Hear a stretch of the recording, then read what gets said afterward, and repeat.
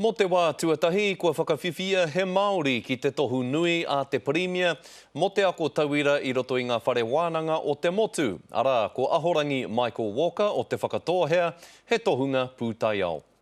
Prem Award winner for 2011 is Professor Michael Walker.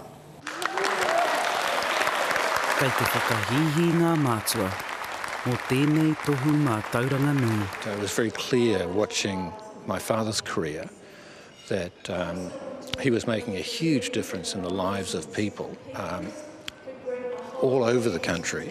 The award here tonight is as much his as mine. Ko ahorangi Michael Walker, te mātāmua Ranginui, rawa ko Deirdre Walker. Mai rāni o mātou tipuna, ne? E puku mahi rātou.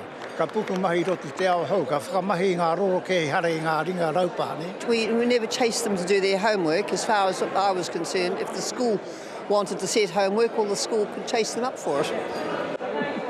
Lima te kau mā ono o nā tau, nāna tētahi kaupapa Tiaki Tauira i whakatū ki te whare wānanga o Tāmaki Makaurau.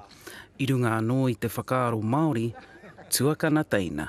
E kaha ki te mahi i tāna kaupapa aha ko hea. Kāre haere ki roto i ngā whakaaro Pākehā, engari pai ki ngā kaupapa Māori. Nō te taurua mano mārua i whakarewahi ai e nei tohu, mo te wā tuatahi i tēnei pō, ko whakawhiwhia te tohu ike ki te Māori. Mai te harikoa, ka tai atu ki te araha mo te mahi.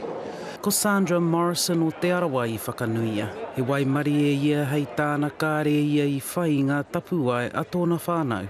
Ko te nuinga o tōku nei whānau, kei roto i te ao kapahaka ne. Nō reire ngā wā katoa kaore au i haere ki te parakatihi mo te kapahaka. Nā te me i huna au ki te pānui pukapuka ne. Te kaumārua, nā kai ako o ngā wānanga i whakanuia. Engari ko te Māori i whakaihuaka. Ngā hui Wade, te kariri.